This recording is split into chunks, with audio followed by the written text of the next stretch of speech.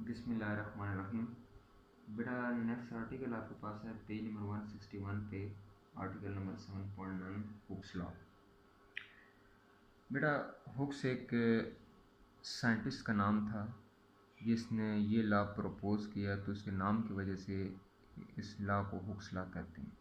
जैसे न्यूटन था ना, फोर्स पे काम किया, तो फोर्स की यूनिट हमने न्यूटन्स रख दी। इसी तरह हुक्स ने स्ट्रेस और स्ट्रेन पे बहुत ज़्यादा ऑब्जर्वेशन, एक्सपेरिमेंट्स, रिसर्च की है, तो उसके नाम की वजह से इसका नाम, लॉ का नाम हुक्स लॉ रख दिया गया। ठीक है बेटा।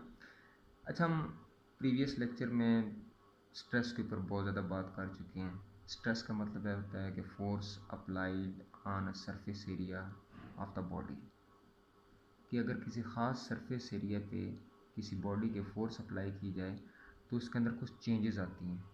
वो चेंजेस उसकी शेप में हो सकती हैं, उसकी वॉल्यूम में हो सकती हैं, उसकी लेंथ में हो सकती है। Volume 3 dimension, length 1 dimension. Stress का बेटा हम फॉर्मूला पढ़ चुके हैं, स्ट्रेस इक्वल एफ ओवर ए, या स्ट्रेस को हम मेंशन करते हैं सिग्मा। ठीक है, सिग्मा इक्वल एफ ओवर ए। हम एक एग्जांपल लेते हैं बेटे कि हमारे पास एक स्प्रिंग है जिसकी ओरिजिनल लेंथ एल नॉट है। इस स्प्रिंग को हम दोनों हाथों से पकड़ के स्ट्रेच करते हैं, खींचते हैं, तो इसकी लेंथ में चेंज आती है, that is called delta L. ठीक है, इसको हम कंप्रेस करें तो फिर भी इसकी लेंथ में चेंज आएगी, इसको स्ट्रेच करें इसकी फिर भी लेंथ में चेंज आएगी। तो बेटे टोटल लेंथ आपके पास हो जाएगी original length plus change in length. अगर आप इस स्प्रिंग की चेंज इन लेंथ को फाइंड करना चाहते हैं तो delta L equal L minus L not. ठीक है, आपने स्प्रिंग को स्ट्रेच किया, इसको डीफॉर्म किया, जो ऐसी फोर्स जो किसी बॉडी की लेंथ, शेप और वॉल्यूम में चेंज लेके आए, that force is called deforming force. हम स्प्रिंग की लेंथ को चेंज कर सकते हैं, शेप को चेंज कर सकते हैं, वॉल्यूम को चेंज कर सकते हैं। ठीक है बेटा। अच्छा, अब ये तो मैंने बात कर ली 1 डायमेंशन की। 3 डायमेंशन की अगर हम बात करें, आप ये फ्रीज़र में आजकल गर्मियाँ वगैरह हैं, क्यूब्स होते हैं छोटे छोटे। ठीक है, वो क्यूब्स आप रखें, एक क्यूब निकालें ना बाहर, वो 3 डायमेंशन होते हैं। उसको वैसे बाहर रखते हैं in the presence of atmosphere, या धूप में रख दें, तो वो क्यूब आपके पास चारों तरफ से मेल्ट होना शुरू कर देगा।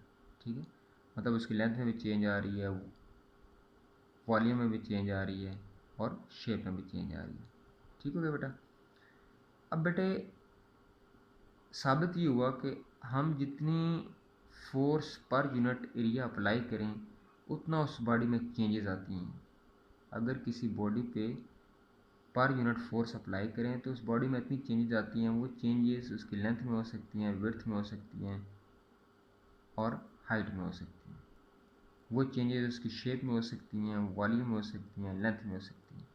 तो मतलब ज़रा इन अदर वर्ड से हुआ, ये जो चेंजेस होती हैं ना बेटा, हमने पीछे टेंसाइल स्ट्रेन पढ़ा है, उसका मतलब होता है लेंथ में चेंज। शीयर स्ट्रेन पढ़ा है, उसका मतलब होता है शेप में चेंज। वॉलमेट्रिक स्ट्रेन पढ़ा है, उसका मतलब होता है वॉल्यूम में चेंज।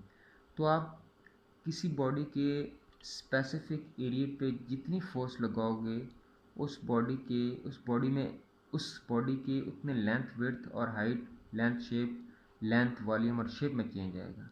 मतलब ये हुआ, इन सब को हम नाम दे रहे हैं स्ट्रेन का, लेंथ, विड्थ, हाइट। नाम हम स्ट्रेन का किसको दे रहे हैं? शेप, वॉल्यूम और लेंथ को।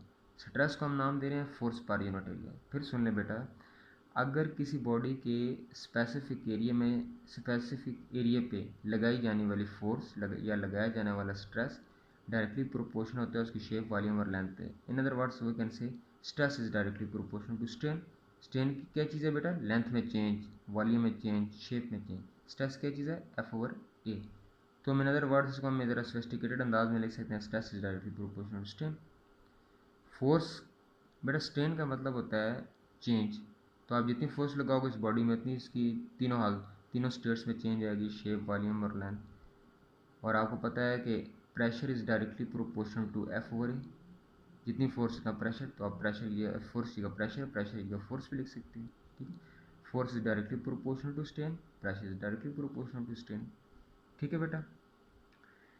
अब हम बात करते हैं हुक्स लॉ।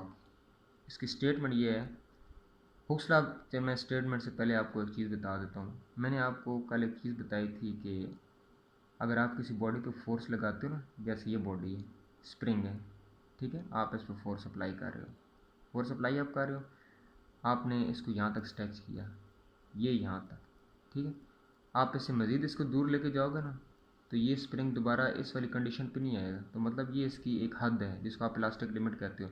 इस इलास्टिक लिमिट से राइट साइड पे बॉडी अपनी पहले वाली कंडीशन पे नहीं आता, मतलब इसके अंदर इलास्टिसिटी की प्रॉपर्टी ख़त्म हो जाती है। With in this limit body के अंदर इलास्टिसिटी की प्रॉपर्टी रहती है और वो दोबारा अपनी इनिशियल कंडीशन पहले वाली हालत पे आ जाता है।